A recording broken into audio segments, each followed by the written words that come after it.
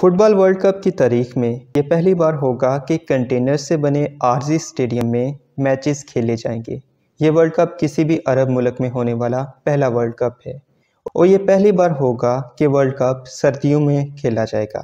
اس world cup میں کئی چیزیں لوگوں کی دلچسپی کا مرکز ہیں، وہیں کنٹینر سے بنا اسٹیڈیم 974 سب سے زیادہ حیران کن ہے۔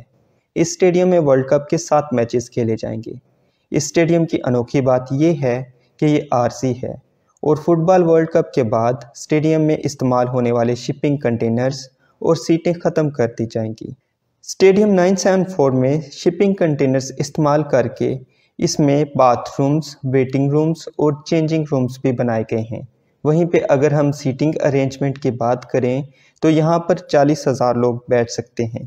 اس اسٹیڈیم کا نام ملک کے ڈائلنگ کوڈ اور اس کی تعمیر میں استعمال ہونے والے شپنگ کنٹینرز کی تعداد 974 پر رکھا گیا ہے، مطلب اس میں 974 کنٹینرز استعمال ہوئے ہیں۔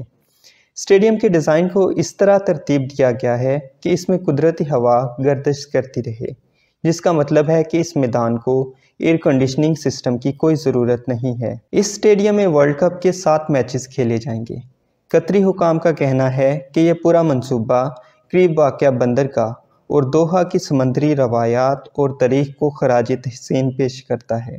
اس اسٹیڈیم کی انوکھی بات یہ ہے کہ یہ اسٹیڈیم بالکل عارضی ہے، یعنی کہ فٹ بال ورلڈ کپ کے بعد اسٹیڈیم میں استعمال ہونے والے شپنگ کنٹینرز اور سیٹیں ختم کر دی جائیں گی اور ان شپنگ کنٹینرز اور سیٹوں کو یا تو دنیا کے کم ترقی یافتہ ممالک کو امداد میں عطیہ کر دیا جائے گا یا پھر ان کی مدد سے کچھ چھوٹے اسٹیڈیم بنائے جائیں گے، اور یوں فیفا ورلڈ کپ کی تاریخ کے اس پہلے عارضی اسٹیڈیم میں 40,000 لوگ بیٹھ کر میچ دیکھیں گے اور بعد میں یہی اسٹیڈیم بہت کچھ نیا بنانے میں مدد دے گا۔